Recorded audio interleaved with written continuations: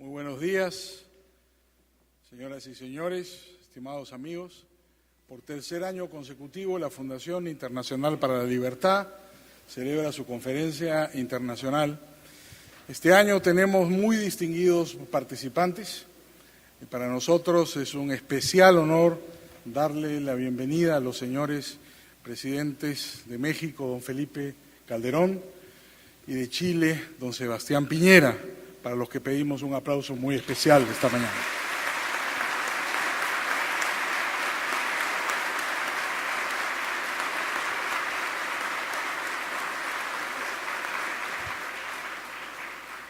Para las palabras inaugurales y bienvenida, cumpliendo además con nuestra tradición de puntualidad, siendo las 9 de la mañana, dejo con ustedes al presidente de la Fundación Internacional para la Libertad, Mario Vargas Llosa.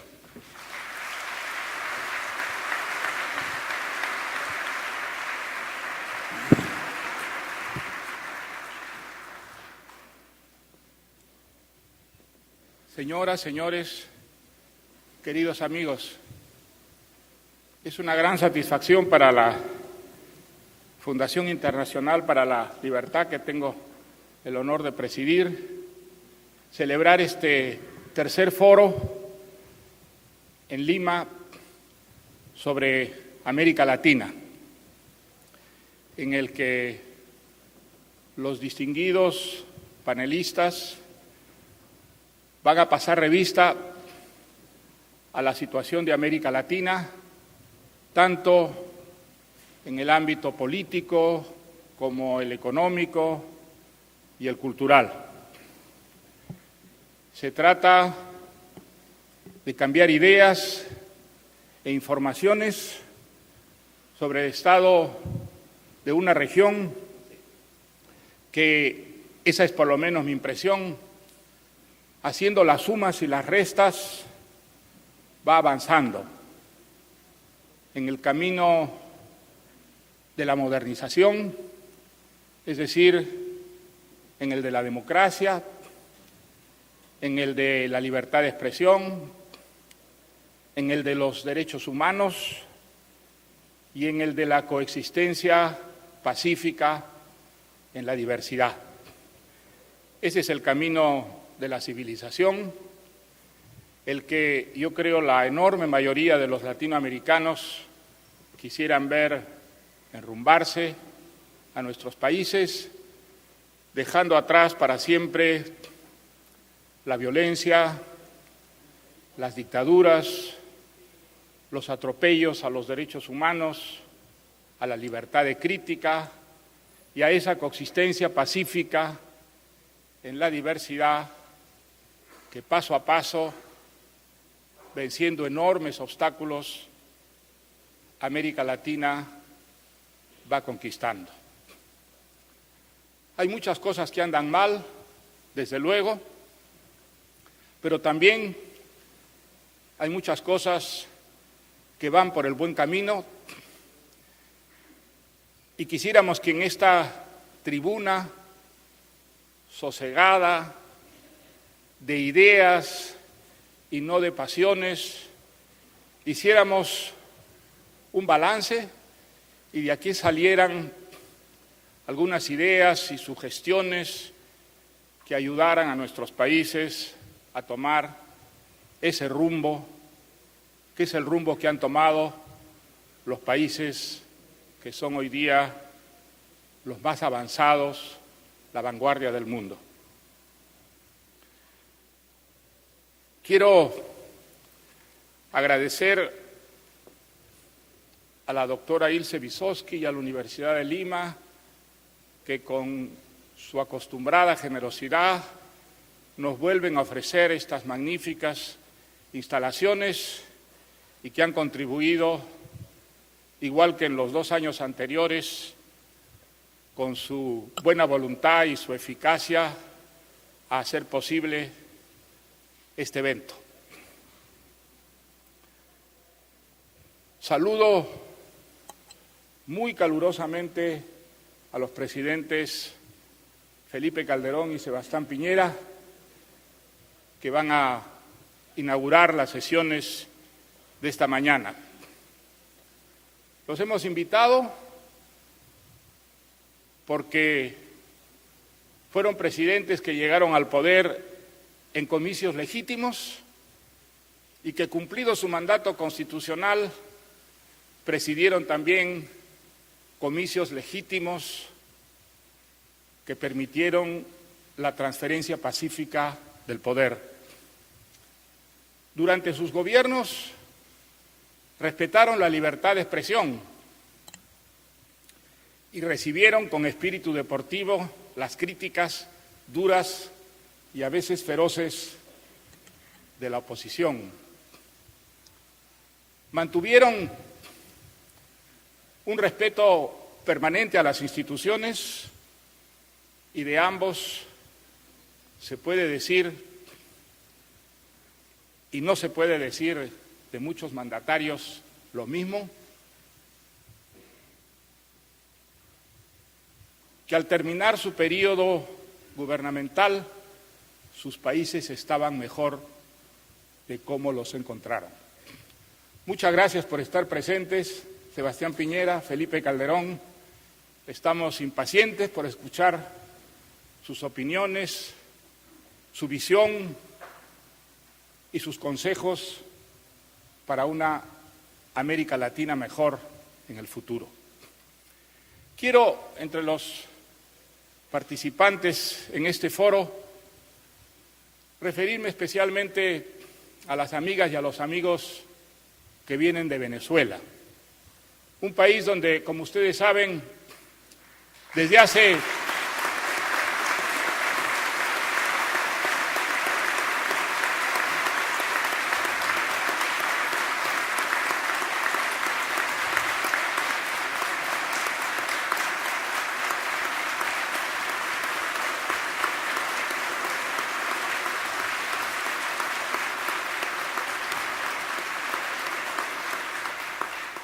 mes y medio, encabezados por los estudiantes venezolanos, miles de mujeres y hombres de la tierra de Bolívar resisten los empeños dictatoriales del gobierno para acabar definitivamente con los últimos resquicios de libertad que todavía quedan en ese país hermano y entrañable.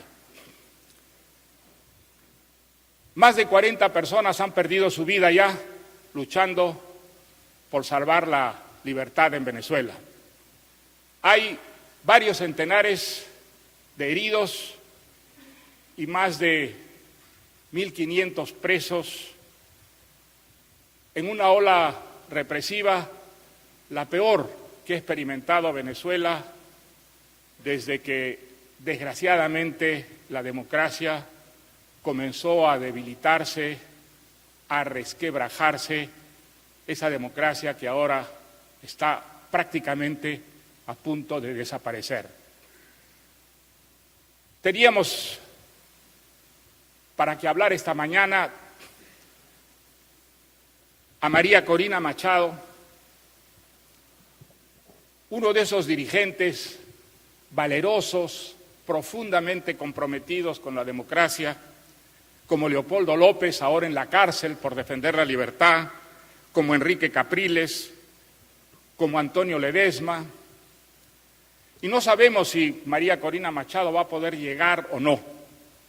Tuvo ayer serios problemas en el aeropuerto de Caracas y entiendo que tiene problemas también para salir, como era su propósito, y estar presente aquí en Lima para participar en este foro. Espero que ella llegue. Aquí, a diferencia de lo que le ocurrió en Washington y en esa carabina de Ambrosio que se llama la OEA, nadie le va a cerrar las puertas, se las vamos a abrir de par en par para que hable de la lucha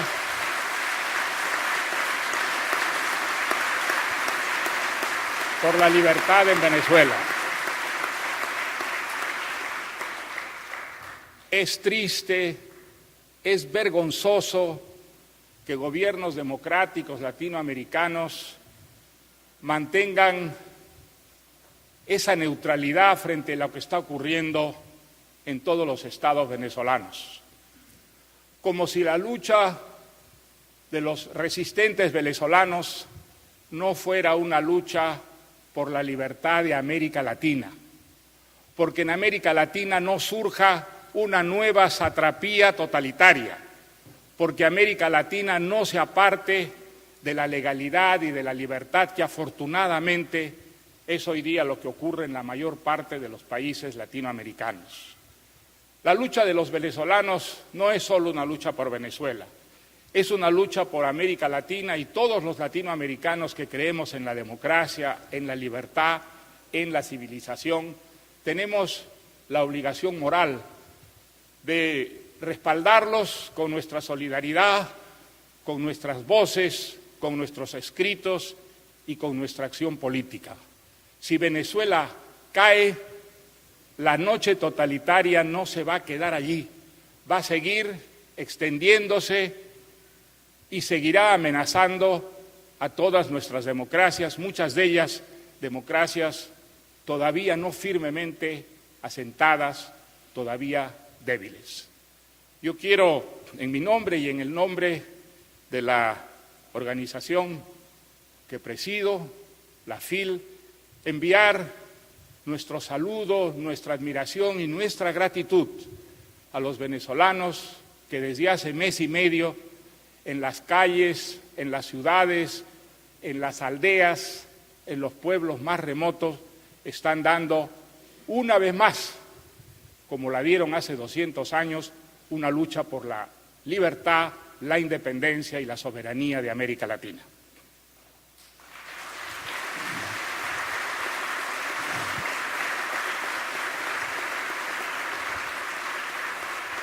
Quiero agradecer también la presencia de tantos políticos, intelectuales, profesores universitarios que hoy y mañana en esta tribuna de la Fundación Internacional para la Libertad van a exponer sus ideas, confrontar sus opiniones y estamos seguros de que, como ha ocurrido en los 2 años anteriores, en este foro vamos a sacar cumplido provecho de sus intervenciones.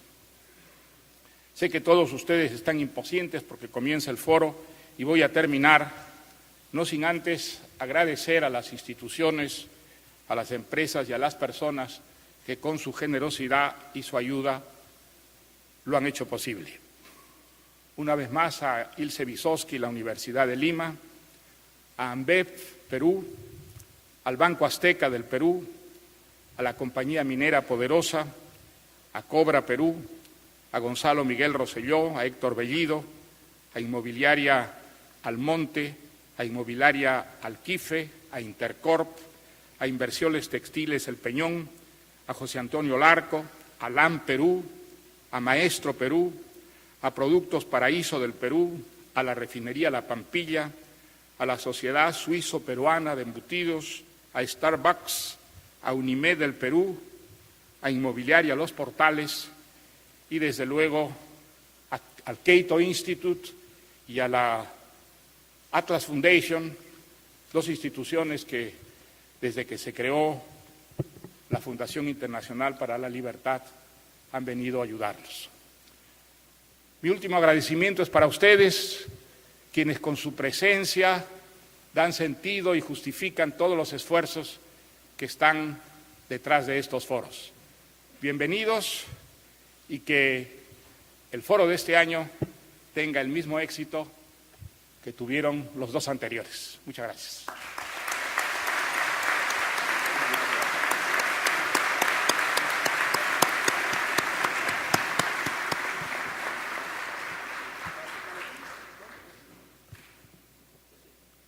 Para dar lugar al primer panel de esta mañana, con la visión de los protagonistas, dejo con ustedes al director de debates, el doctor Luis Bustamante Belaunde, ex senador de la República y rector emérito de la UPC.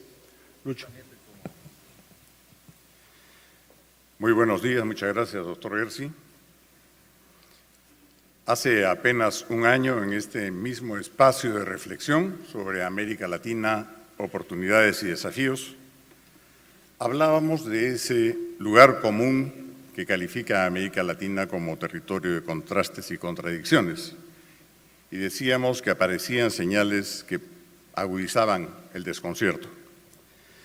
Porque, por un lado, había un grupo de países donde parecía que se estaban asentando políticas sensatas, que regía un orden macroeconómico estable, que esa estabilidad, además, alcanzaba a instituciones públicas, aunque precariamente, que cumplían con una regularidad electoral, que compartían una misma visión respecto al papel del Estado y a su rol limitado en su intervención en la economía, que creían en la economía de mercado y que todo ello había conducido a un afianzamiento del sistema democrático, a una valoración del orden jurídico y a una disminución efectiva de la pobreza. Pero decíamos que también, en otra parte, otro grupo de países parecían padecer una suerte de eruptiva populista desatada, contagiosa y epidémica, caracterizada por una gran irresponsabilidad en el manejo económico, una creciente intervención del Estado en la economía y una limitación a la iniciativa económica privada en diversos órdenes, tanto en el económico productivo como en el de la expresión de las ideas. Y decíamos que todo esto había avanzado frente a la pasividad y la perplejidad de los países que estaban situados en el primer grupo, que se habían situado en una cómoda condición de observadores y que ello había alcanzado su clímax cuando los jefes de Estado, que tenían su origen en sistemas democráticos, habían tenido una participación activa en los homenajes y honras fúnebres del extinto dictador venezolano. Hoy tendríamos que decir con tristeza que esa contradicción entre los países del primer y del segundo grupo parece exacerbada. El segundo grupo de países ha adoptado una actitud agresiva y hostil y, mientras tanto, en el primer grupo hay una mayor, si cabe, pasividad, tolerancia y complacencia. Los países latinoamericanos parecen haber olvidado que en el año 2001 firmaron la Carta Política Interamericana en la ciudad de Lima, que generaba el compromiso internacional de los países hemisféricos en defensa de la democracia representativa por considerar que ésta era la que garantizaba cabalmente la defensa de los derechos humanos. Frente a ella han preferido aprobar en La Habana recientemente una declaración de la CELAC donde se habla de un supuesto derecho de los estados latinoamericanos, de los estados, no de sus pueblos, a escoger el sistema económico y político que más se ajuste a sus preferencias, arropando de esta manera al régimen dictatorial de los hermanos Castro y sus seguidores de Venezuela. Nuestro pensamiento está ahora con Venezuela, donde el gobernante elegido a dedo por el fallecido dictador ha pasado a reencarnarlo en edición corregida y aumentada, donde las legítimas protestas ciudadanas cobran hasta ayer 34 muertos, centenares de heridos, centenares de torturados y miles de detenidos. Nos unimos a los ciudadanos venezolanos en la reflexión de sus líderes. ¿Qué tiene que suceder en los países latinoamericanos, incluyendo en los del primer grupo, para que estos defiendan la restitución de una genuina democracia representativa en ese país, con separación absoluta de poderes, para que defiendan a los derechos humanos que no pueden ser desconocidos y violados como a diario sucede en Venezuela, y para defender la libertad de la que se ha privado al pueblo y que es finalmente la que convoca a esta reunión. Por todo ello es sumamente honroso y grato contar con la presencia, esperamos, y la compañía de María Corina Machado, esa personalidad que ha sabido ocupar un sitial privilegiado en la defensa de la democracia, del Estado de Derecho y de la libertad. Es también alentador para nosotros contar con el ejemplar testimonio de Leopoldo López, cautivo por la causa de la libertad y el sacrificio de su esposa Lilian Tintori, que representan a todo el pueblo venezolano, que no están presentes hoy aquí, pero sí y muy sólidamente en nuestro recuerdo y con nuestro mayor respeto.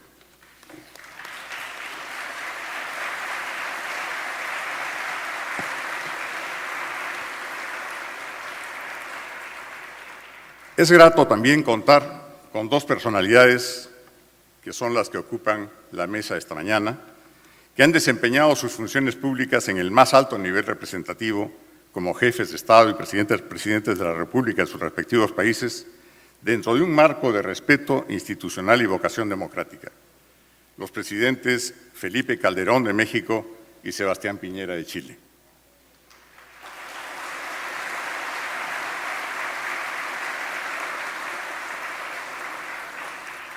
Nuestros distinguidos invitados tienen varios puntos en común que han caracterizado sus gestiones. Llegaron al poder luego de superar exitosamente diversas dificultades y sucesivos avatares. Su camino al poder no fue fácil ni pavimentado. Una vez en el poder, ambos se comprometieron a desplegar una lucha frontal contra la delincuencia asociada al narcotráfico y lo cumplieron con valentía y entereza. Ambos compartieron un mismo propósito de fomentar e incrementar el comercio exterior como uno de los más efectivos factores de generación de riqueza para sus pueblos, empleando incluso el término de latinización del comercio exterior con especial atención hacia los países orientales. Ambos contribuyeron en forma decisiva a la creación y consolidación de la Alianza del Pacífico, conjuntamente con Colombia y con nuestro país. Y ambos concluyeron sus mandatos con una aceptación del 50% de la población, lo que en América Latina constituye un verdadero récord histórico. Bienvenido, pues, señores presidentes, a quienes invitaré a efectuar sus presentaciones de 25 minutos para luego pasar a un diálogo entre nuestros invitados. El presidente Sebastián Piñera es ingeniero comercial de la Pontificia Universidad Católica de Chile. Obtuvo el premio Raúl Iber al mejor egresado en la mención de Economía. Se graduó de máster y doctor en Economía en la Universidad de Harvard. Fue consultor del Banco Mundial y del Banco Interamericano de Desarrollo. Se desempeñó como profesor en la Universidad de Chile, en la Pontificia Universidad Católica de Chile y en la Universidad Adolfo Ibáñez. Fue un empresario exitoso en el campo de la banca, de las aerolíneas, de la bolsa e inmobiliarios. Es miembro del Partido Renovación Nacional, senador entre 1990 y 1998, con activa participación en leyes fundamentales para su país, incluyendo algunas de reforma del sistema político. Fue elegido por sus pares como el mejor senador, conjuntamente con el senador Andrés Saldívar. Fue candidato de la Alianza por Chile a la presidencia de la República, resultando derrotado en segunda vuelta por Michelle Bachelet en el año 2005. Luego de ello, acompañó a los candidatos de la Alianza por Chile en las elecciones municipales de 2008, fundó la Coalición por el Cambio, integrado tanto por la Alianza por Chile, esto es Renovación Nacional y la UDI, como con nuevos referentes como Chile Primero, Humanismo Cristiano, Norte Grande e Independientes. En preparación hacia la presidencia de la República, creó los grupos Tantauco, de más de 1.200 profesionales en 37 comisiones de trabajo dedicadas a estudiar y proponer políticas públicas para el próximo gobierno. Sus banderas fueron la dinamización productiva, la erradicación de la pobreza, el logro de estándares europeos para 2018, la creación masiva de empleo, el combate a la delincuencia y la superación de desigualdades sociales. En el año 2010 fue elegido presidente de la República frente al expresidente Eduardo Frei Ruiz-Tagle, después de 20 años de gobierno de la centroizquierdista Concertación de Partidos para la Democracia. Hubo de enfrentar en el día mismo de su asunción la destrucción masiva provocada por el gran terremoto y el maremoto de febrero de 2010. y desarrolló un plan de reconstrucción dirigido a la restitución de viviendas y reparación de infraestructuras públicas. Entre los principales logros de su gobierno se encuentran la recuperación de la capacidad de crecimiento de su país, la creación de nuevos puestos de trabajo, la reducción del desempleo, la creación de los liceos de excelencia y la reducción de hogares víctimas del delito y personas con alto temor a la delincuencia.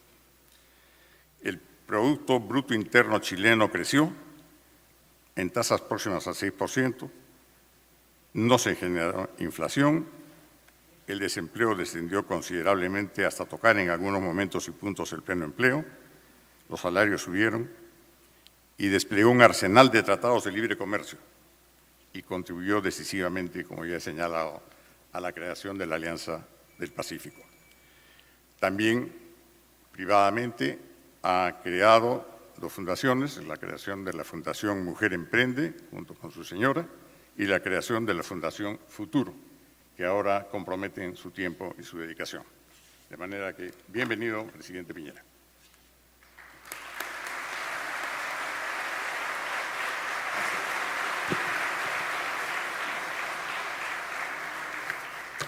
Muchas gracias, Luis.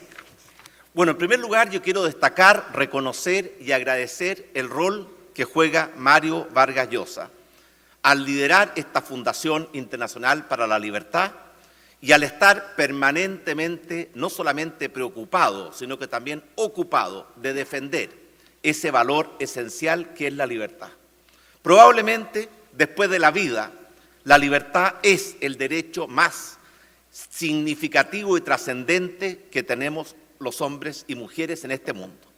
Y se da una paradoja, porque los que somos amantes de la libertad, muchas veces cuando la tenemos, no la extrañamos y no la defendemos.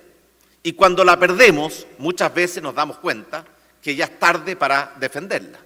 Por eso, porque además los enemigos de la libertad son muchos, son poderosos, han existido siempre y van a seguir existiendo, es tan importante no dar ninguna ventaja en esta batalla permanente de la humanidad por proteger y ampliar los ámbitos de la libertad. Yo quisiera aplicar el sabio principio de la minifalda, que sea lo suficientemente larga para cubrir lo fundamental y lo suficientemente corta para mantener la atención. Y partir por decir que sin duda nos estamos enfrentando a un mundo nuevo que ofrece a América Latina una nueva oportunidad, como la hemos tenido tantas veces en el pasado y la hemos dejado pasar. Porque este mundo nuevo,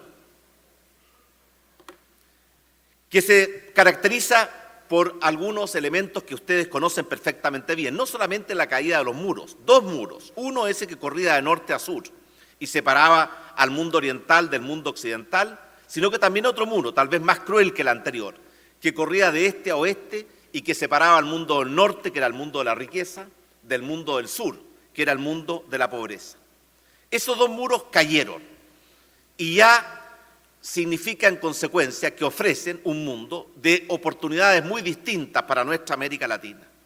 La aparición fuerte y amplia de esta nueva sociedad del conocimiento, con las tecnologías de la información y el conocimiento, la globalización de nuestro mundo, el surgimiento de problemas nuevos como narcotráfico, terrorismo, epidemias, cambio climático, marcan un mundo lleno de oportunidades, pero también lleno de problemas que tenemos que saber enfrentar de una forma distinta a cómo lo hemos hecho hasta ahora. Y es curioso ver cómo la institucionalidad mundial se ha quedado atrás de este mundo que está emergiendo y seguimos todavía con instituciones que fueron creadas para un mundo de la posguerra que hoy día simplemente ya no existe.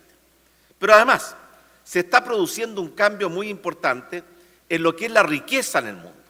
Si ustedes ven en ese cuadro cómo ha ido evolucionando en el tiempo, uno se da cuenta que la riqueza se está redistribuyendo y se está desviando o se está moviendo hacia el este. Y eso también marca un cuadro nuevo. En algún tiempo fue el Mediterráneo, después el Atlántico, hoy día definitivamente es el Pacífico, donde se está gestando un mundo nuevo de oportunidades para nuestra América Latina. Y nos podemos preguntar, ¿qué ha pasado con América Latina en este cuadro? Aquí vemos una evolución desde el año 1900 en que prácticamente todos los países tenían ingresos per cápita muy similares. Sin embargo, hoy día, 114 años después, la realidad es muy distinta y como ustedes pueden ver, América Latina no ha sido un ganador en esta carrera por el progreso, por el desarrollo de estos últimos 114 años, e incluso algunos países que tenían la delantera clara y firme a comienzo del siglo pasado, como era el caso de Venezuela y Argentina, hoy día ustedes ven en este cuadro que ocupan los últimos lugares de esta evolución. Pero América Latina en su conjunto también ha retrocedido. Aquí vemos, por ejemplo, cómo ha evolucionado América Latina a través del ingreso per cápita en relación a los Estados Unidos. Ustedes se dan cuenta que en eso también América Latina ha dejado pasar una oportunidad. Y ahora que viene un mundo nuevo, porque estamos a puertas de un nuevo orden económico que lo podemos resumir en este cuadro. Aquí se ven, el tamaño del círculo refleja el tamaño de la economía de los distintos países. Y ustedes pueden ver cómo ese mundo va a cambiar significativamente durante nuestra generación con un cambio de las posiciones predominantes. Por eso la pregunta que debemos hacernos, ¿por qué después de 200 años de vida independiente, un continente como América Latina, que ha sido demasiado tiempo el continente de la esperanza, que lo ha tenido todo, un territorio vasto, amplios y generosos recursos naturales, un pueblo homogéneo, un continente que salvo escasas excepciones ha estado libre de la guerra, un continente que no ha tenido que sufrir los embates o las crisis religiosas cuando, por ejemplo, en Irlanda se mataban en nombre del mismo Dios, ni tampoco las crisis tribales que muchas veces los ingleses dejaron en África con su división arbitraria de los países, y que sin embargo, a pesar de tenerlo todo, sigue siendo un continente subdesarrollado, con casi un tercio de su población viviendo en condiciones de pobreza. Y esto no es una casualidad, ni mucho menos un designio de Dios. Yo creo que la principal razón detrás de esto es que América Latina durante mucho tiempo se separó, se divorció de lo que son las fuerzas poderosas de la libertad. No tuvimos democracias estables, Estados de derechos sólidos, libertad de expresión garantizadas, que son pilares para un desarrollo sólido y sustentable. Tampoco tuvimos libertad en el campo económico al tener economías libres que permitan el desarrollo pleno de la innovación, la creatividad, que es el motor más poderoso de desarrollo de la humanidad. Y en el terreno social, las desigualdades y los niveles de pobreza también eran atentatorios contra ese principio y esa fuerza poderosa que significa la libertad como fuente de desarrollo. Sin embargo, hoy día da la impresión de que América Latina tiene una nueva oportunidad, como lo refleja este titular de la revista Economist. La pregunta es si vamos a ser capaces de aprovechar o vamos a dejar pasar una vez más esta oportunidad que este mundo nuevo nos brinda de dejar atrás el subdesarrollo y la pobreza que nos han acompañado durante nuestros 200 años de vida independiente. Pero dentro de América Latina también es importante destacar que hay comportamientos muy diferentes. Aquí hay un pequeño cuadro que muestra la ubicación de los países. La ubicación de los países, ¿cierto?, a comienzos del año 1980 y la ubicación de esos mismos países el año 2013. No encuentro el cuadro en la presentación, pero le puedo destacar que han habido cambios de posiciones relativas, si lo que eran primeros en forma clara y absoluta hace 30 años atrás, han perdido esa posición y otros que estaban en la medianía de la tabla han alcanzado un liderazgo. Por esa razón yo quería hacer una breve mención a lo que ha sido la situación chilena. Chile fue conocido durante 12 años como el milagro chileno. Ese fue un periodo que se conoció como el periodo de las vacas gordas, que se extendió desde el año 86 hasta el año 97. Sin embargo, esa situación cambió bruscamente cuando a partir del año 98 nuestro país, Chile, ingresó a un periodo de 12 años de vacas flacas que fueron conocidos como la siesta chilena. Y menciono esto porque creo que es muy importante poder destacar el principal propósito que se fijó nuestro gobierno cuando tuvimos el privilegio, por decisión libre y democrática del pueblo chileno, de dirigir los destinos de nuestro país. Nuestra principal misión fue lograr que antes que termine esta década, Chile sea el primero, ojalá no el único, país de América Latina que logre alcanzar el desarrollo, derrotar la pobreza y hacerlo en paz, con libertad y en democracia. Porque Chile fue la colonia más pobre del tiempo español y hoy día se ha transformado en el país con mayor ingreso per cápita de América Latina y por tanto tiene una muy buena oportunidad de lograr alcanzar este objetivo. Nos tocó gobernar en tiempos difíciles. En primer lugar, como lo mencionaba Luis, 11 días antes de asumir el gobierno, Chile fue golpeado por el quinto peor terremoto de la historia conocida de la humanidad, que en pocos minutos destruyó una parte muy significativa de nuestro patrimonio, de nuestra infraestructura, de nuestras escuelas, hospitales, carreteras, puentes, embalses, etcétera, etcétera. En segundo lugar, hemos tenido que sufrir 5 años de una profunda y extensa sequía. Escuchaba hace un momento atrás a algunos quejarse que viene finalmente el fenómeno del Niño, que es lo que nosotros hemos estado esperando desde hace mucho tiempo, porque significa mayor cantidad de lluvias y de aguas. En tercer lugar, nos tocó también vivir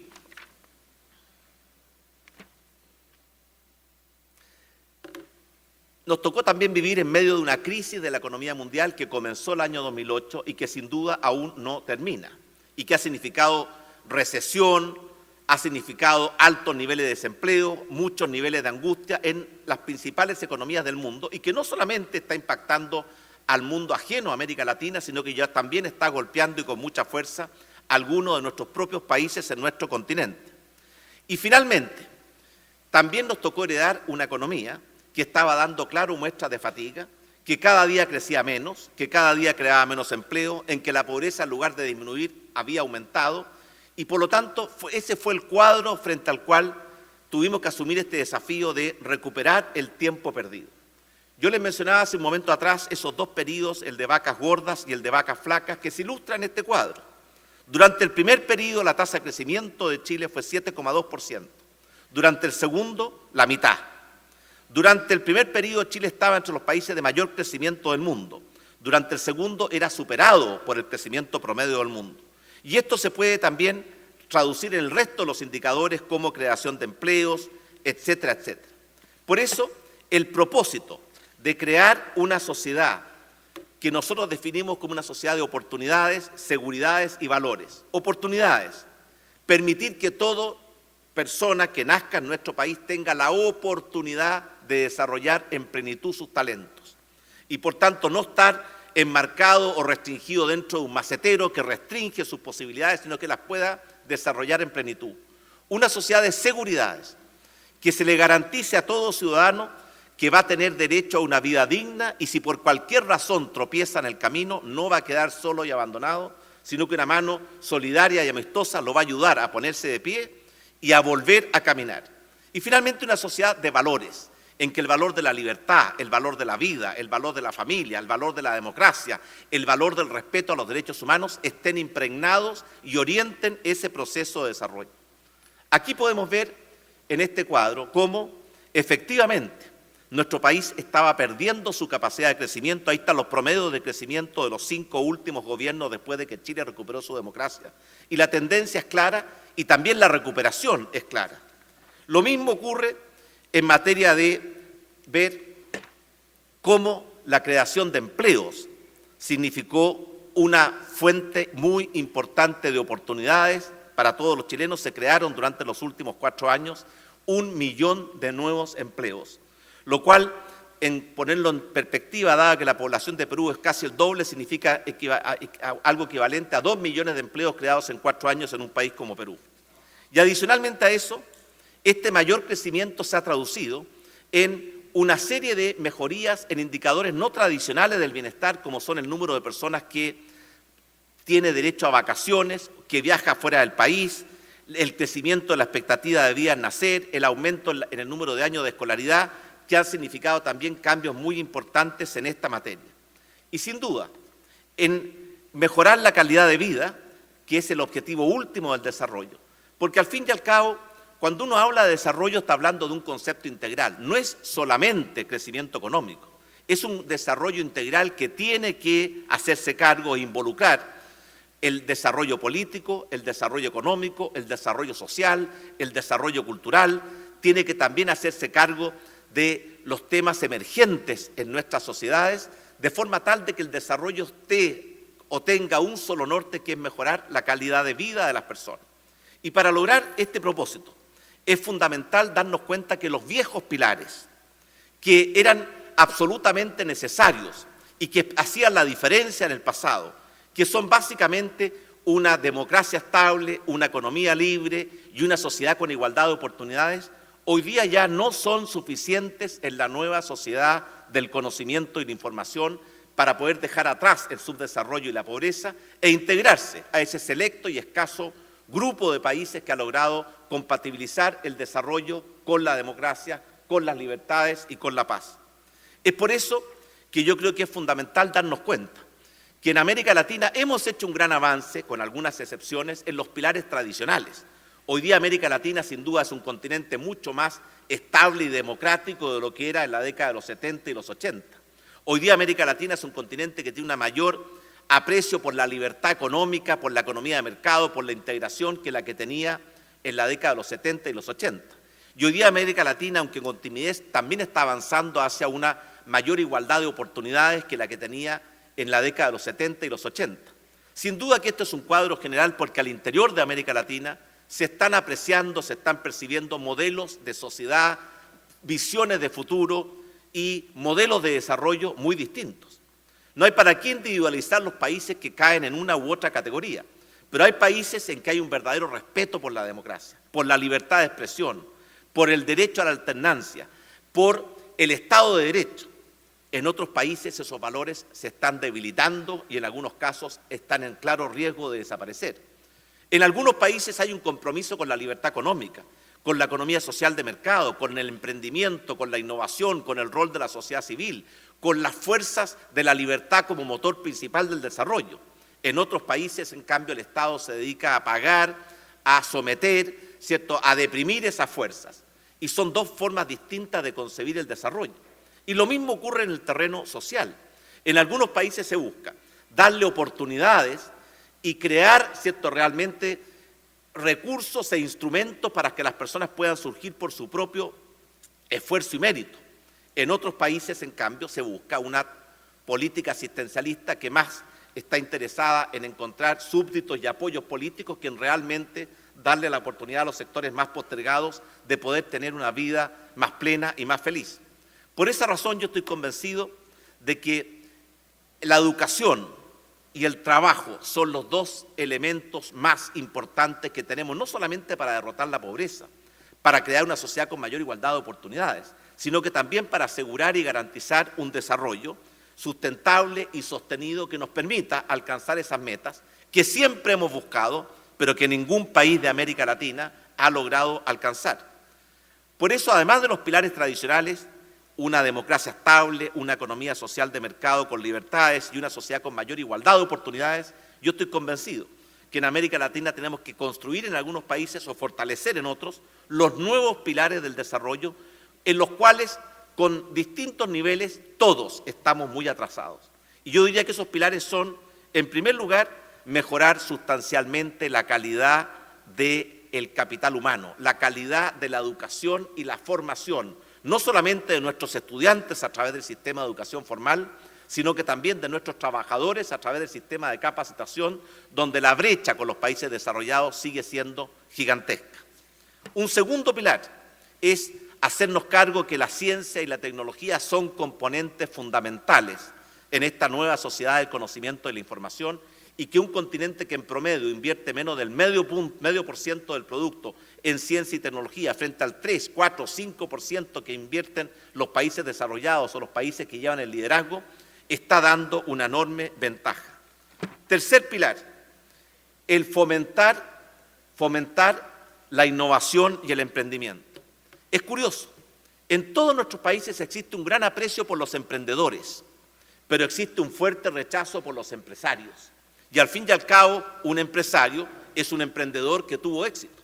Y por tanto, el fomentar la innovación, el emprendimiento, la creatividad de los hombres y mujeres libres de nuestras sociedades es otro pilar fundamental, y muchas veces nuestros estados hacen justamente lo contrario.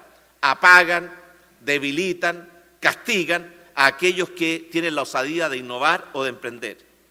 Un cuarto pilar es sin duda el tema de derrotar la pobreza y construir una sociedad con mayor igualdad de oportunidades. Y aquí hay que actuar como las dos hojas de una tijera que juntas logran cortar el papel. Por una parte están los instrumentos que apuntan a las causas de la pobreza y la desigualdad, que son esencialmente el dotar a todos nuestros ciudadanos de una educación de calidad y de oportunidades de buenos empleos. Como eso toma tiempo, sin duda también hay que usar la otra hoja de la tijera, que busca más que atacar las causas, atenuar las consecuencias de las desigualdades y de la pobreza. Y ahí también hay dos modelos y dos enfoques. Uno es el modelo tradicional del Estado asistencialista, que somete y en cierta forma le quita la libertad y los instrumentos de progreso de las personas para crear súbditos o clientes políticos que dependan del Estado. El otro enfoque es todo lo contrario, es darle a esas personas un instrumento que le permita que el esfuerzo, en lugar de ser castigado, sea premiado por los mecanismos de redistribución y de transferencia de ingresos. En Chile implementamos un programa que se llama el Ingreso Ético Familiar, que fue un quiebre total en la política tradicional, social, de asistencialismo que caracterizaba a nuestro país y que busca generar una alianza estratégica entre el Estado y las familias más vulnerables, de forma tal de unir fuerzas para que ambos asuman derechos y responsabilidades en la lucha por derrotar la pobreza y lograr una mayor igualdad de oportunidades. Un quinto pilar que tenemos que fortalecer es el modernizar nuestro Estado y nuestras instituciones. Está claro en la literatura la importancia de la modernización del Estado y de la fortaleza y estabilidad de las instituciones. Y por eso uno ve con tanta preocupación como en muchos de nuestros países en esta materia, en lugar de avanzar, estamos sometiendo las instituciones a los intereses de caudillos transitorios y eso definitivamente no apunta en la dirección correcta. Un sexto pilar es la integración con el mundo. En este mundo moderno, pretender mantenerse en la autarquía, a la cual durante mucho tiempo la CEPAL, con su teoría del deterioro de los términos de intercambio y de la periferia y el centro, condenó a América Latina a un aislamiento. Es hoy día algo que no está dentro del horizonte de las posibilidades. Por eso países como México, como Chile, como Perú, estamos haciendo un enorme esfuerzo por integrarnos al mundo. Y por supuesto integrarnos también dentro de América Latina, pero no para aislarnos del mundo, sino que para acelerar la integración con el mundo. Y ahí nuevamente hay dos concepciones de lo que es el proceso de integración. Yo creo que una es la concepción que ha orientado, por ejemplo, el camino que ha seguido la Alianza del Pacífico, y distinta ha sido la orientación del camino que ha seguido otra esfuerzo de integración como es el Mercosur.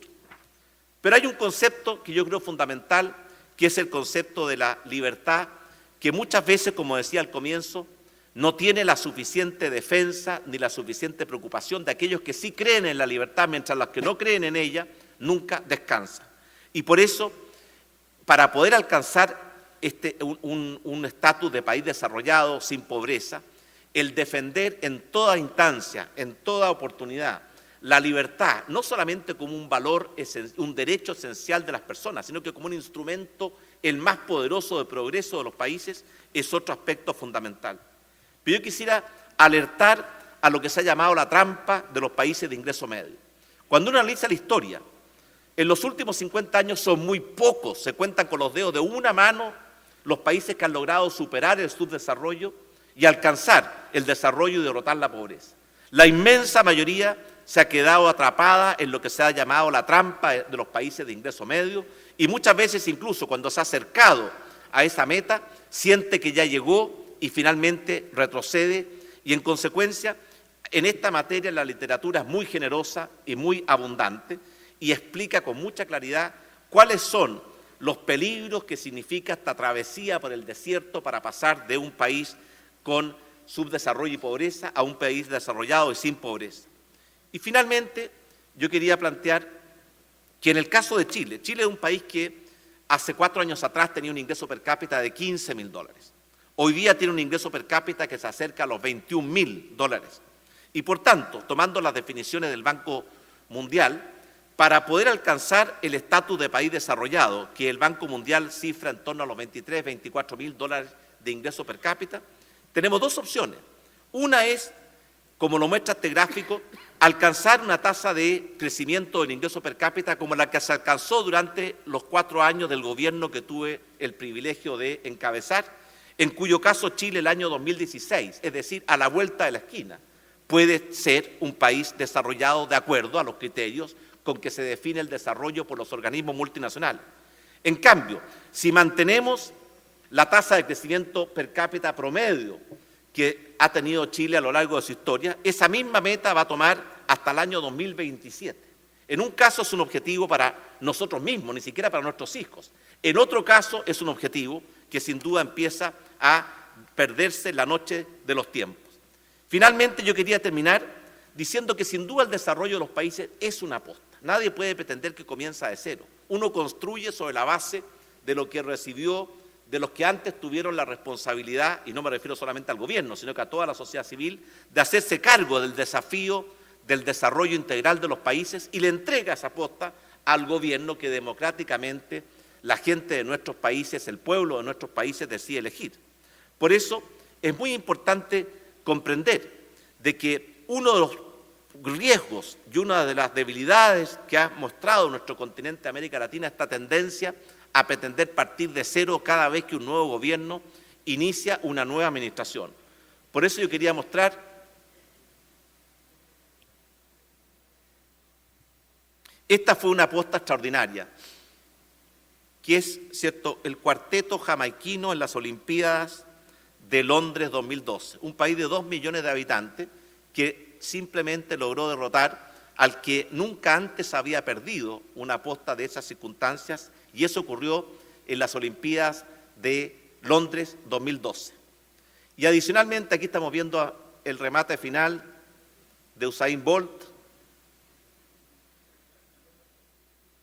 Es muy impresionante que un país de 2 millones de habitantes haya logrado ganar la aposta, tanto en hombres como mujeres, y ahí hay una historia de cómo en ese país se construye en materia deportiva sobre la base justamente de avanzar con postas y que cada gobierno hace un avance y le entrega al nuevo gobierno un país mejor que el que recibió.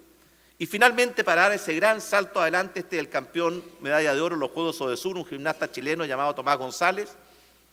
Ese es el salto que de alguna forma tendremos que dar los países de América Latina, porque es muy fácil ser un país subdesarrollado. Basta seguir haciendo lo que siempre hemos hecho. Lo difícil es dejar de serlo. Y yo realmente pienso que América Latina no tiene ninguna razón para contentarse o entregarse con fatalismo a una historia que, a pesar de haberlo tenido todo, nunca ha logrado aprovechar en plenitud esa potencialidad. Por eso yo estoy convencido que el siglo XXI va a ser un siglo generoso con América Latina, un siglo de oportunidades.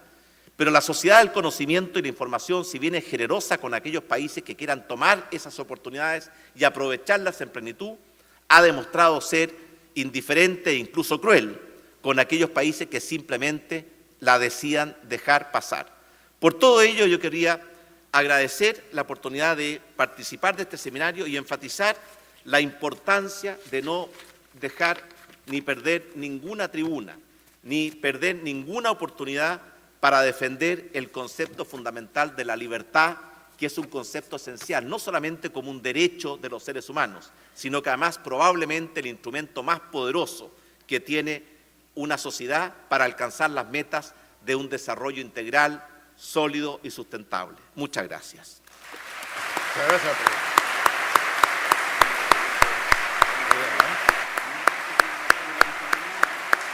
Muy bien, presidente. Muy bien. Gracias.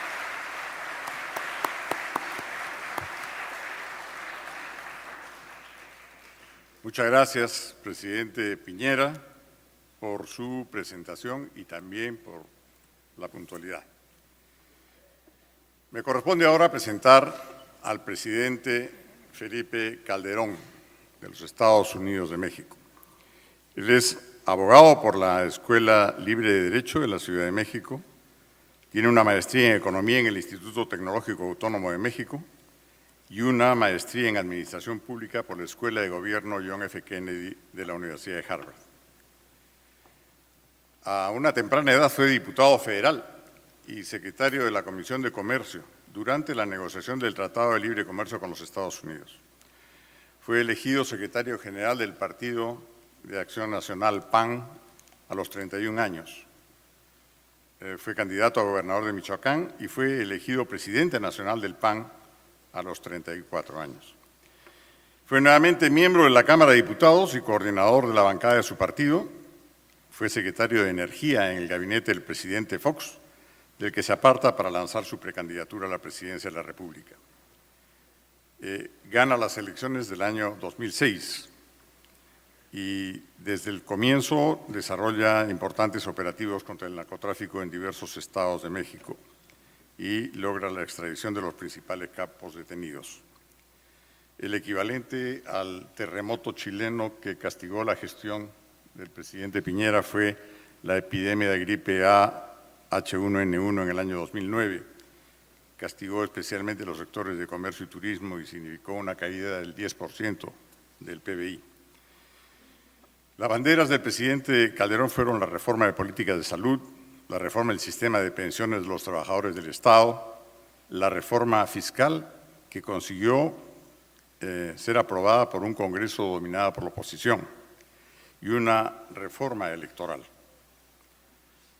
Desarrolló diversos programas y acciones, entre los que cabe citar el del Seguro Popular, el de las oportunidades y opciones productivas con el fin de reducir la pobreza extrema, el desarrollo de zonas prioritarias para dotar de infraestructura básica a los municipios marginales, las estancias infantiles, Esta es tu casa, Procampo, 70 y más, escuelas seguras, información para una nueva vida a fin de contribuir al control de las adicciones y apoyo alimentario dirigido a niños de menos de 5 años, de madres gestantes y en estado de lactancia.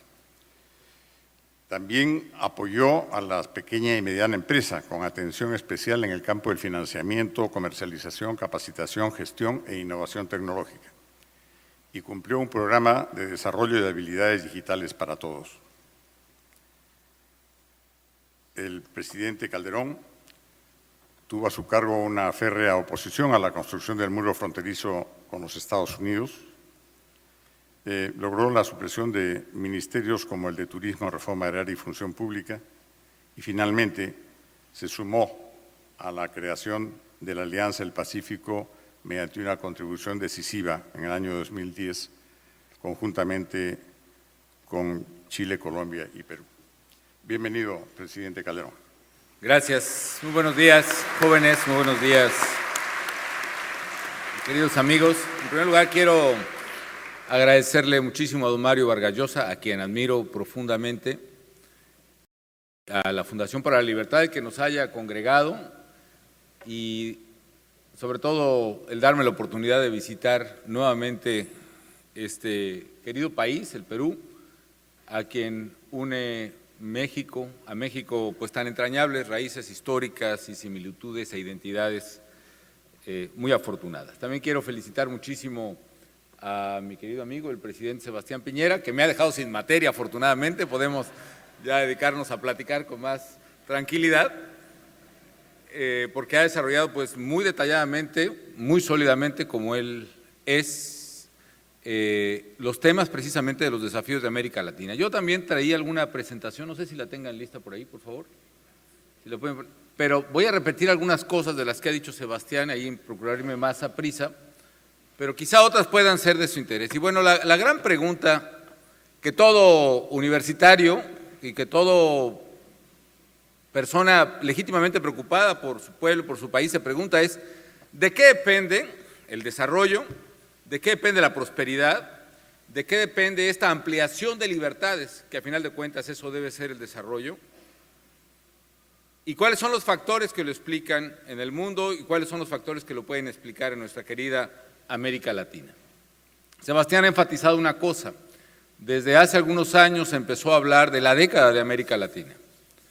Y efectivamente fue una época, y lo digo un poco en pasado, fue una época, o ha sido una época más bien, que ha comenzado a declinar en virtud de diversos factores. Pero efectivamente, qué duda cabe, la primera década del siglo XXI, hasta hace recientemente poco, América Latina fue una de las regiones que mayor crecimiento registraron. ¿A qué se debe ello? Fue un crecimiento homogéneo entre países marcados por la democracia y la libertad y países marcados por el autoritarismo, las fronteras cerradas, la demagogia. La verdad es que hubo crecimiento en ambos tipos de países.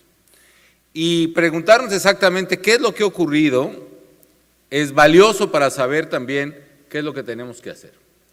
Lo primero, voy a acudir al control tradicional, que es pidiéndole que pasen la lámina siguiente. A ver si, bueno, lo primero es las tendencias globales que veo.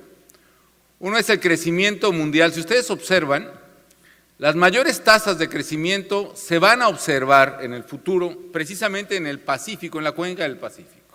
De todo el mundo, ahí va el crecimiento de América Latina, ahí va el crecimiento de Estados Unidos, el de Europa, que es apenas una línea, el de Asia. Quizá el único crecimiento superior a la cuenca del Pacífico es el crecimiento de África abajo del Sahara. Sin embargo, que parte de una base muy pequeña, lo cual explica que el crecimiento sea un poco más rápido. Es cuando los niños, digamos, crecen más rápido, la ropa les queda menos tiempo, precisamente porque parten de una base muy pequeña. Pero qué duda cabe, Sebastián lo expresaba así, se está desplazando el crecimiento, él decía hacia el este, bueno, se está concentrando y se va a concentrar el crecimiento justo en la zona donde México, Perú y Chile coincidimos afortunadamente, que es la cuenca del Pacífico, y esto es muy importante. Este es un primer fenómeno geográfico asociado al crecimiento. El segundo fenómeno que yo quisiera subrayar es un crecimiento del comercio mundial. Miren ustedes, las exportaciones en general en el mundo, en los últimos 12 años, han crecido mucho más que todo lo que crecieron en la segunda mitad del siglo XX. Es decir, entre 1950 y el año 2000, la exportación mundial creció menos que lo que creció entre el 2000 y el 2012. Lo cual nos habla de una aceleración precisamente del comercio mundial que está asociada a varios factores, es consecuencia de varios factores y también es causa de varios factores. Yo digo que es consecuencia de varios factores, entre otros, por lo que McLuhan desde finales de los 60 llamó la aldea global. Esta revolución tecnológica, esto lo dijo McLuhan además, quizá 25 años antes del Internet, o 20 años antes de Internet, cuando dijo que la revolución electrónica que estábamos viviendo nos estaba llevando a una sensación de proximidad tal que lo que ocurría desde otros confines del mundo está ocurriendo, o sentimos que está ocurriendo al lado nuestro.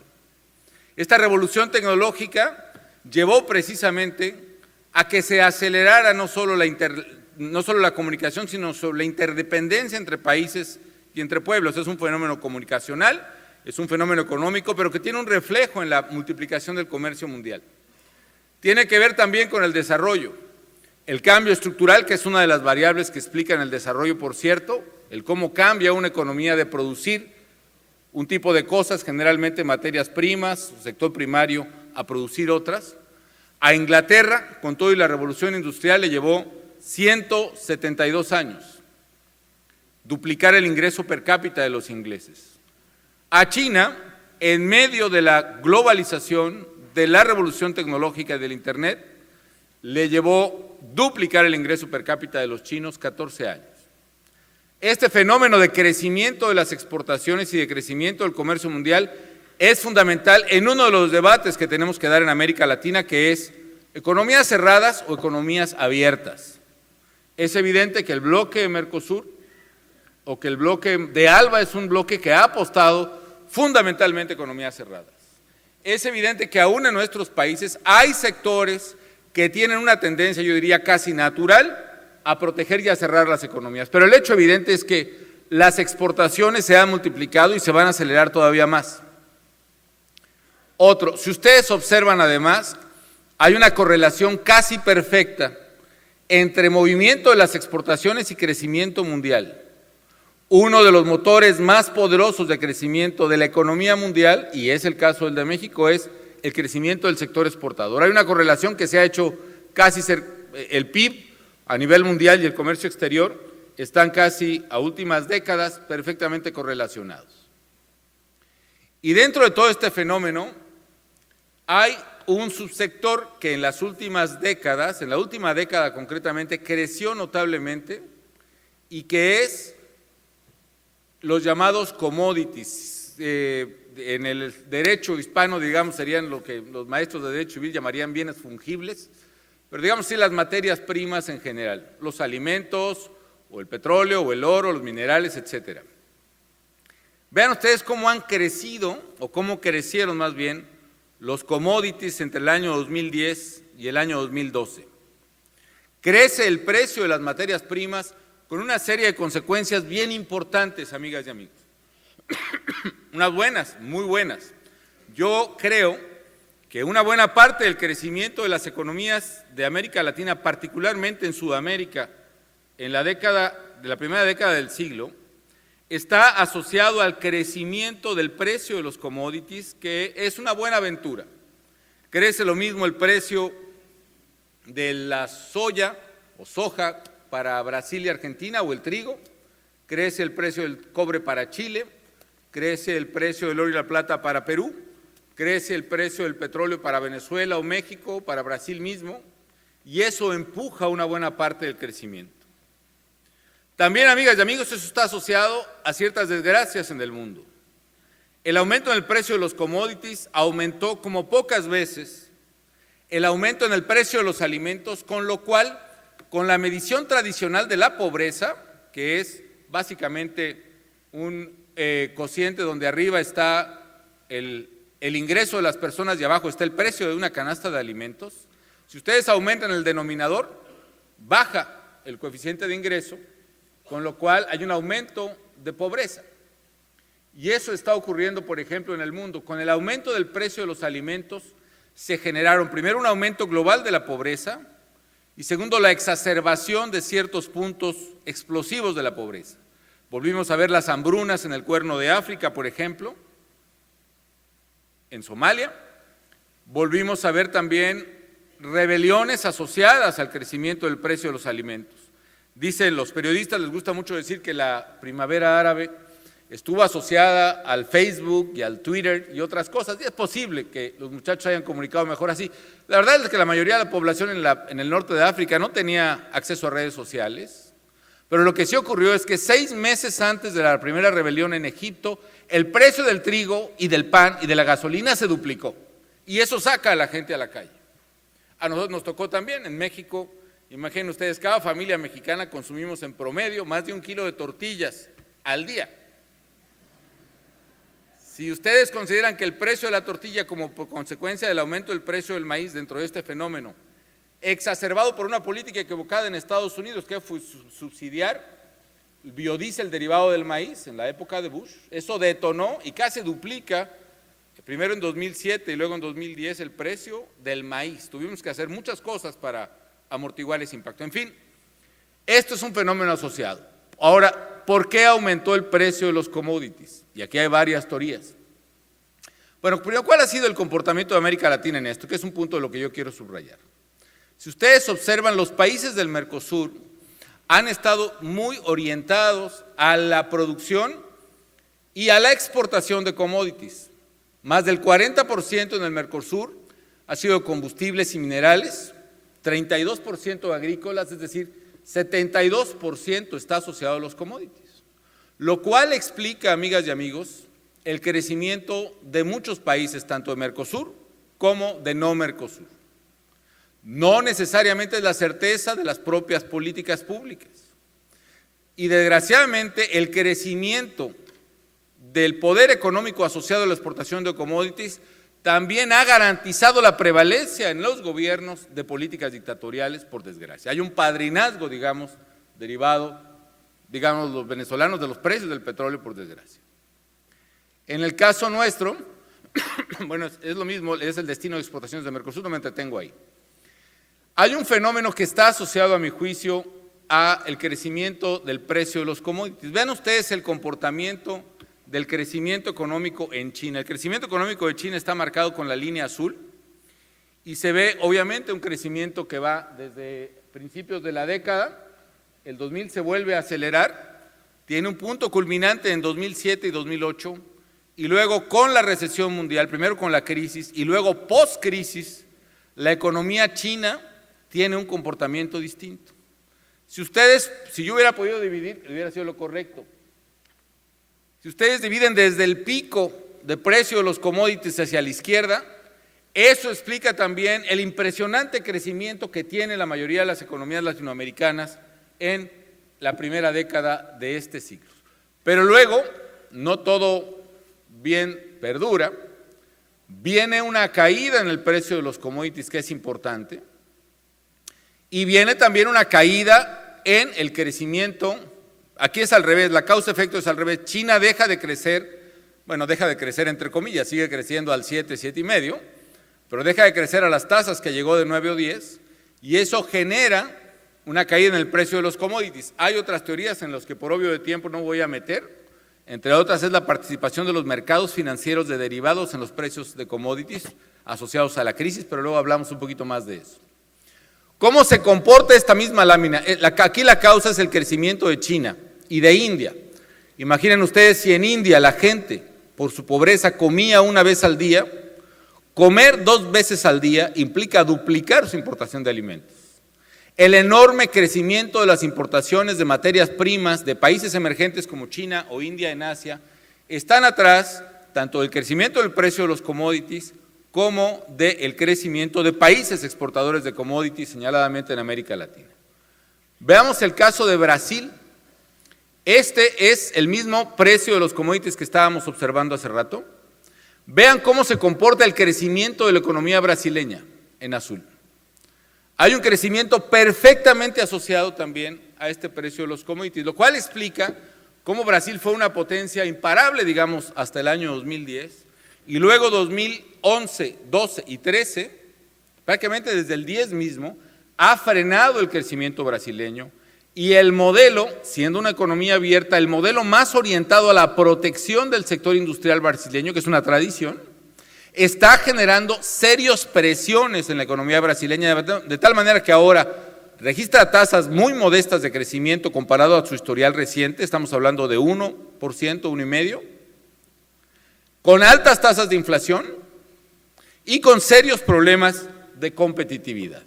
Entonces, la buena y la mala. La buena es que los commodities crecieron, la mala es que han comenzado a decrecer. Y una buena parte de la suerte de América Latina sigue asociada a este fenómeno, lo cual puede ser, pues también bueno o malo dependiendo qué pase con estos precios. Ahora, ¿qué esperamos que pase con el precio de los commodities en el futuro? Si los precios de las materias primas vuelven a crecer y se mantienen altos, economías fuertemente dependientes en commodities van a seguir creciendo. Sin embargo, si los precios se reducen, estamos en presencia de una amenaza a la velocidad de crecimiento de América Latina, si el modelo sigue igual. Hay algunas teorías, entre ellas de algún argentino muy vinculado a CEPAL, en fin, en sus tiempos, pero que esta teoría se me hace interesante, la teoría de Prebisch, Singer-Prebisch, que ellos pronostican que las economías que dependen fundamentalmente de materias primas y commodities son economías que en el tiempo van perdiendo sus términos de intercambio, es decir, frente a economías que venden con mayor valor agregado, van perdiendo capacidad de compra, por decirlo de alguna manera, por decirlo esquemáticamente. Las economías que venden manzanas son economías que se van a deteriorar en el tiempo respecto de las economías que venden apples, que son una cosa muy parecida, pero son muy distintas. No es lo mismo vender manzanas que se comen que vender manzanas que son computadoras. Los términos de intercambio se deterioran pues en contra de los productores y exportadores de materias primas exclusivamente. Esto tiene fundamento en el tiempo, sobre todo si estamos viendo que subieron tanto los precios de los commodities recientemente. La respuesta es sí en el corto plazo. Déjame ver si puedo. Si ustedes observan, aquí en el corto plazo, se ve el pico que registramos justo cuando China entra a la OMC, cuando se vuelve un gran comprador a nivel mundial, cuando entra con reglas muy competitivas, muy ventajosas, y que es un miniciclo, digamos, que se está cerrando con la caída de la propia economía china y con otros factores. Ha habido otros momentos de crecimiento puntual de materias primas. ¿Recuerdan la crisis del petróleo, los petrodólares famosos, la crisis de la plata cuando desaparece el patrón oro y el patrón plata en Estados Unidos, por ejemplo, y todo el mundo, en los 70s, en la Primera Guerra Mundial claramente?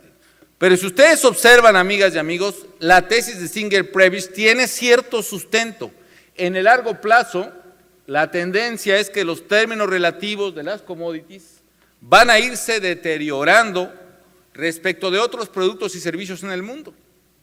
¿Cuál es la conclusión de esto? A mi juicio, América Latina, un primer desafío que tiene en lo económico es separarse de un patrón estrictamente dependiente del precio de los commodities. No digo que eso sea malo, qué bueno que México vende petróleo, y qué bueno que Perú vende oro y plata, y qué bueno que Chile vende cobre, y qué bueno que Venezuela vende petróleo, y gas Bolivia, y trigo Argentina, y sigamos.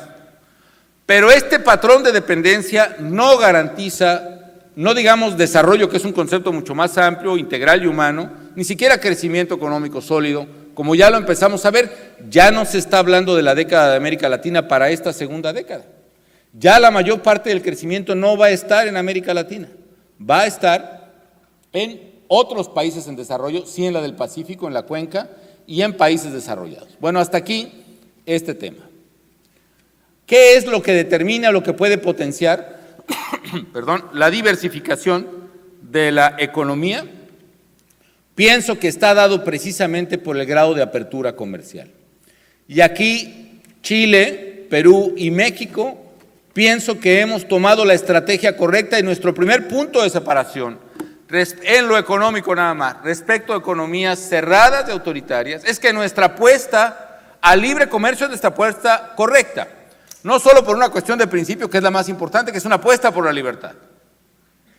Es una apuesta precisamente en el sentido correcto que nos vincula a las posibilidades de crecimiento de todo el mundo. Y aquí todo lo que decimos acerca del comercio es cierto. El comercio, mientras más amplio, genera más oportunidades.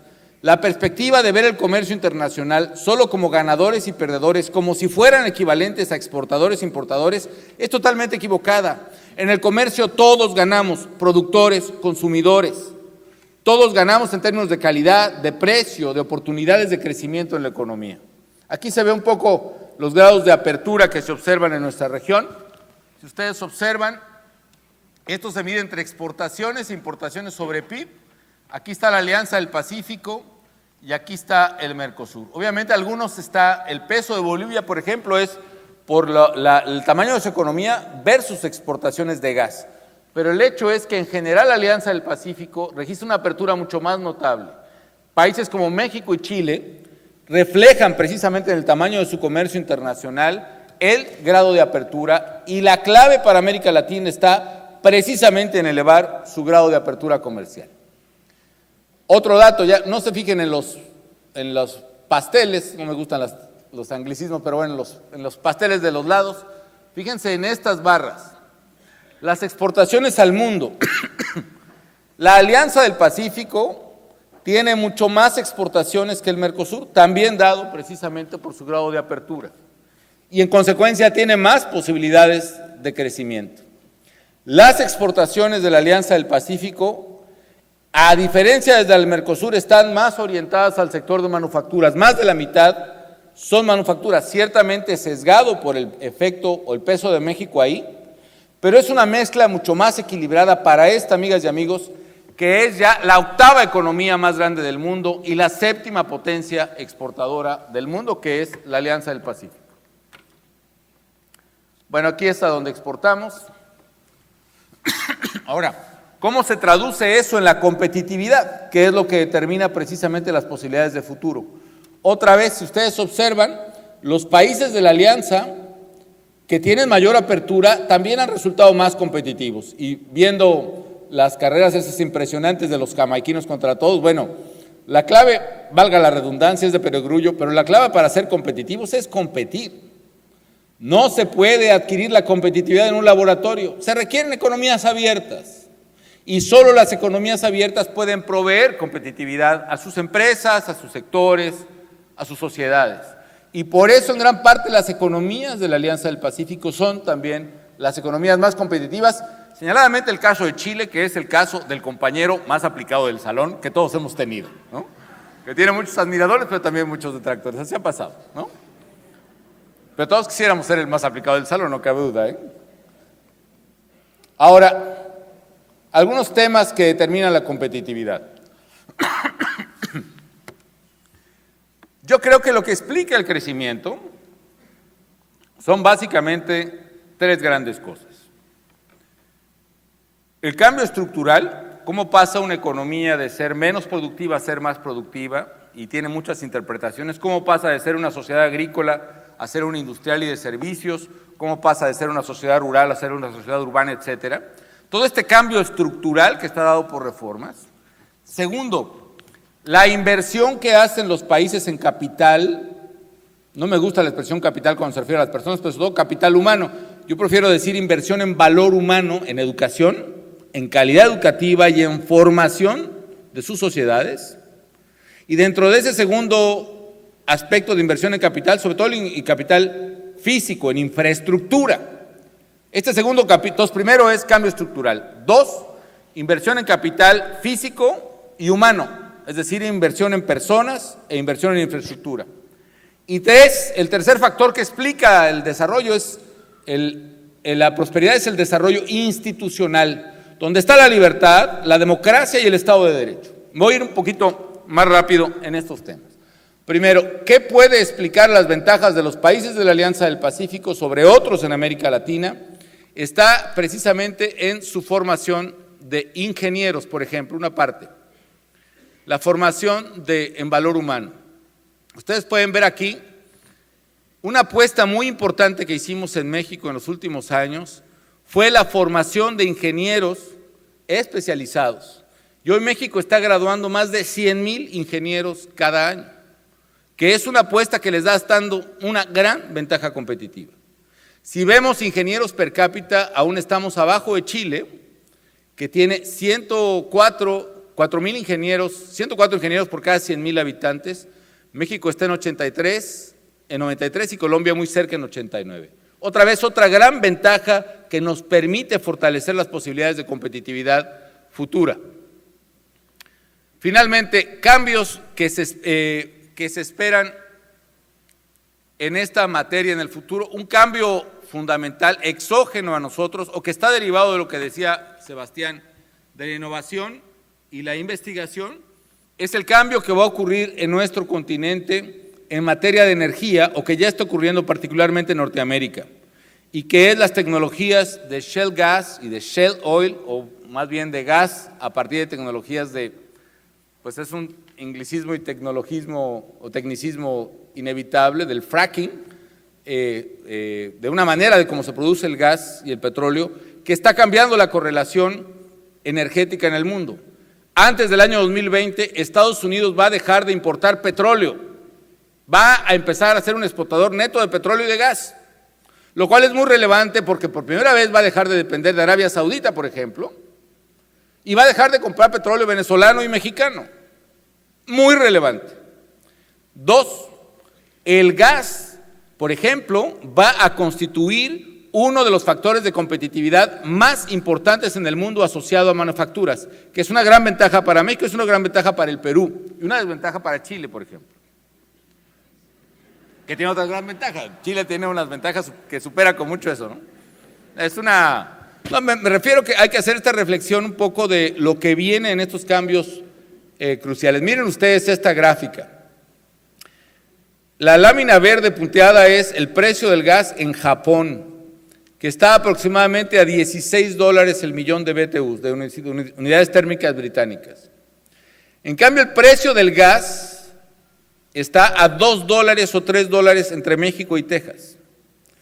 Piensen eso en términos de competitividad de una empresa, de una industria, la que es intensiva en energía, y eso va a marcar una fuerte diferencia. El Perú tiene esa gran ventaja que tiene que aprovechar precisamente. Aquí es un poco las reservas. Esto también es un cambio geopolítico fundamental. Entre Estados Unidos, Canadá y México tenemos la cuarta y la quinta y la sexta reserva más grande de gas natural en shale gas, con lo cual, desde luego, va a cambiar completamente la correlación de fuerzas. En fin, esos son otros datos de reserva. ¿Cuáles son los desafíos para América Latina? Muy rápidamente los que he mencionado. La inversión en capital humano. Tenemos que invertir en los jóvenes. Tenemos que invertir en dotar de conocimiento tecnológico y capacidad de investigación a las nuevas generaciones de América Latina. Y eso implica un esfuerzo enorme, transformador, por parte de los gobiernos. 2, tenemos que invertir en infraestructura. Es medular dotar de capital, de infraestructura a nuestros pueblos y nuestras ciudades, y eso no lo pueden hacer solo ni principalmente los gobiernos. Requiere un esfuerzo enorme que detone precisamente la inversión de capital privado. 3, y fundamentalmente, tenemos que desarrollar nuestra vía institucional. Y es aquí donde la quiebra antidemocrática que está viviendo América Latina en algunos países se constituye en uno de los frenos más importantes de nuestro potencial desarrollo. Se requiere que funcione la legalidad del Estado de Derecho, que implica Estado de Derecho democrático. 4, el cambio estructural, que es una consecuencia, diría yo, de todos estos factores. Y finalmente el reto de la sustentabilidad. Un solo dato, amigas y amigos. En el mundo se están perdiendo 50 canchas de fútbol de selvas y bosques cada minuto.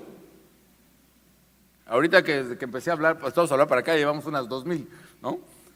50 canchas de fútbol por minuto. Está demostrado además que el calentamiento global existe. La temperatura de la Tierra ha aumentado 0.7 grados centígrados en promedio en el último siglo. Está demostrado que ese calentamiento global está asociado al cambio climático que vivimos, es decir, hay mucho más huracanes, mucho más sequías, mucho más tormentas, mucho más nevadas. Mañana mi regreso a Boston, por ejemplo, se espera ya en franca primavera una de las peores nevadas en mucho tiempo. Y tercero, está también con alta probabilidad demostrado que ese cambio climático y calentamiento global está asociado al comportamiento humano, lo cual hace que las últimas 3 décadas hayan sido las más calientes una tras otra en aproximadamente 200 años y que en el hemisferio norte hayan sido las más calientes en los últimos 1500 años. En fin, estos son los retos que yo veo en América Latina. Tenemos que caminar precisamente hacia las vertientes que nos hagan salir de la trampa de depender monolíticamente de la producción y exportación de commodities. Tenemos que escapar de los vaivenes y de los ciclos tan violentos que los commodities han tenido. Eso implica, amigas y amigos, que le demos mucho mayor valor agregado a nuestras sociedades, y eso lo hacemos a través de invertir en la gente, que hace más competitivas a las sociedades, a través de invertir físicamente en nuestra tierra, que es a través de la infraestructura, y tercero, a través del desarrollo institucional. Y no hay otra vía más que fortalecer la legalidad y fortalecer la democracia, y eso requiere un gran esfuerzo y un gran espíritu de lucha. Quiero terminar dando lectura además a un comunicado que los que somos miembros del Club de Madrid, expresidentes y primeros ministros de diversas naciones del mundo, hemos suscrito recientemente, y que en las partes relevantes dice lo siguiente: los que suscribimos hemos venido observando con preocupación y alarma los acontecimientos que se han desarrollado en Venezuela durante las últimas semanas. Manifestaciones estudiantiles de protesta pacífica contra las políticas de gobierno, que son normales en cualquier sociedad democrática, han sido objeto de una represión desproporcionada por parte de la fuerza pública y de ataques por parte de grupos armados ilegales que algunos medios vinculan con partidos políticos en el gobierno. A partir de estos hechos, ha venido produciéndose una alarmante escalada de violencia y un rápido deterioro de la situación de los derechos humanos en el país. La violencia ha cobrado ya varias vidas por heridas de bala. Estudiantes detenidos han informado públicamente que han sufrido torturas y tratos inhumanos y degradantes por parte de las autoridades. Se ha hostigado a la prensa independiente y se ha obstaculizado que los medios de comunicación que informen sobre los acontecimientos, incluyendo la eliminación del aire de un canal internacional de televisión y la amenaza de hacer lo mismo con otro, agresiones físicas a periodistas y la falta de papel para la prensa escrita. Adicionalmente, la protesta cívica y la oposición democrática han sido criminalizadas. Se amenaza con procesos penales a numerosos estudiantes presos. El señor Leopoldo López, líder de un partido opositor, ha sido precipitadamente privado de su libertad e inculpado por diversos delitos, con un sesgo notoriamente político, y otros líderes democráticos son perseguidos penalmente por razones políticas. Condenamos estos hechos y urgimos al gobierno venezolano y a todos los partidos y actores políticos a establecer un debate constructivo conforme a los cánones de la democracia reconocidos universalmente y plasmados en la Carta Democrática Interamericana, aquí citada. Llamamos muy especialmente al gobierno para que contribuya a crear sin demora las condiciones propicias para ese debate, con una agenda compartida y sin exclusiones. Para ello es indispensable que se ponga cese de inmediato a la persecución contra los estudiantes y los líderes de oposición, incluida la liberación del señor Leopoldo López y de todos los detenidos o perseguidos por razones políticas. Igualmente, es imperativo que se adelante una investigación independiente y transparente sobre las denuncias de torturas y otras violaciones a los derechos humanos y que se ponga cese al hostigamiento a la prensa independiente, incluido el restablecimiento de la señal del canal internacional de TV abolido por el gobierno. Es también indispensable que las manifestaciones de protesta de los partidos de oposición y de otras organizaciones se mantengan dentro de los cauces pacíficos que han de regir una sociedad democrática y del respeto debido al mandato de las distintas autoridades del país en los términos pautados por la Constitución de Venezuela. Sigue la cita, simplemente digo que este documento lo suscribimos 96 expresidentes o jefes de Estado, incluido su servidor. Estamos con Venezuela, con la libertad y con la democracia. Muchas gracias.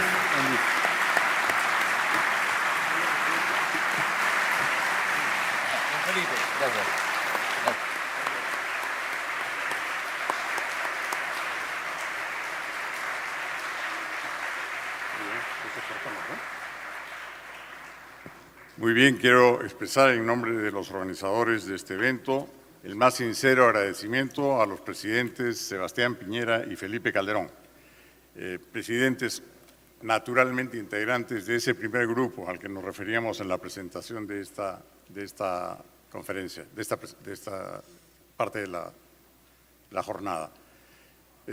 Deseo vivamente que su presencia se repita en el futuro y también les deseo la mejor de las suertes en su futuro personal y político, porque siempre hay segundas oportunidades, ¿verdad, presidente Piñera? Muchas gracias. No siempre. En México no. En México no. Y es una pena que en México no haya.